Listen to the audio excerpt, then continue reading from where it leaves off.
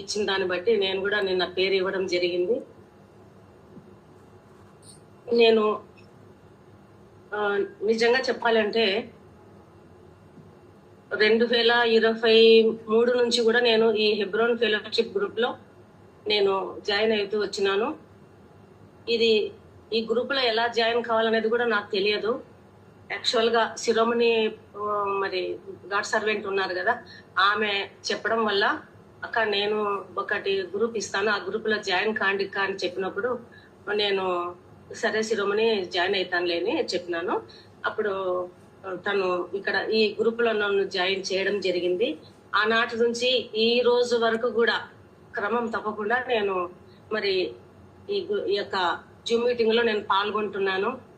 మరి ఈ యొక్క Hebron India sisters fellowship group ద్వారా మరి నేను ఎన్నో ఆశీర్వాదాలు పొందుకున్నానని నేను దేవుని నామమున నేను తెలియజేస్తున్నాను.